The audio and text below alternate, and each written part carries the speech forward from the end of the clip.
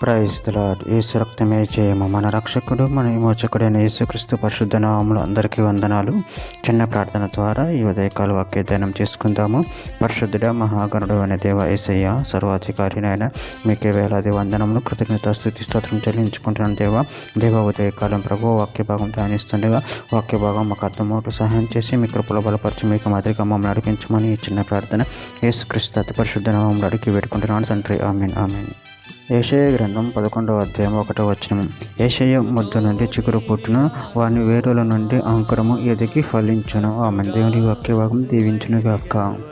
ప్రభునందు ప్రియులారా, ఇక్కడ వాక్య భాగంలో గమనించినట్లయితే యెషయా ముద్దు నుండి చిగురు పుట్టును, వాని వేరుల నుండి అంకురం ఎదిగి ఫలించును.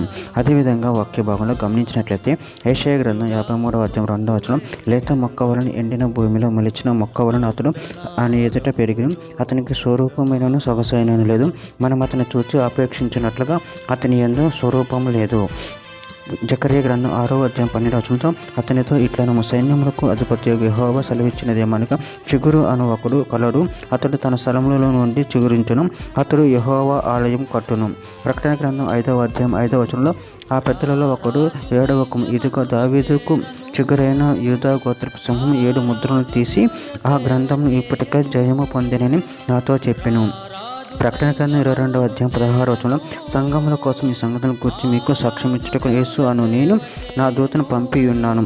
నేను దావీదు వేరు చిగురును, సంతానమును, ప్రకాశమానమైన ఏకో చొక్కునై ఉన్నాను.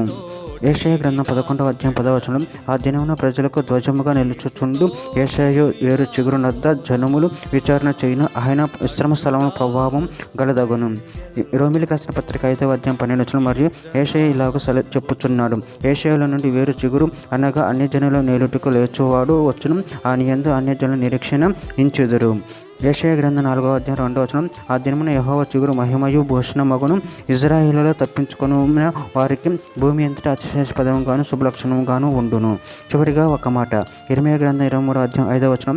యెహోవా ఇలాగ ఆజ్ఞ ఇచ్చుచున్నాడు, రాబో దినములలో నేనే దావీదునకు నీతి చిగురును పుట్టించెదను, అతడు రాజే పరిపాలన చేయును, అతడు వివేకముగా నడుచుకొని కార్యం జరిగించును, భూమి మీద నీతి న్యాయములు జరిగించును. ఆమె. దేవుడి వాక్య భాగం దీవించిన కాక చిన్న ప్రార్థన చేసుకుందాము.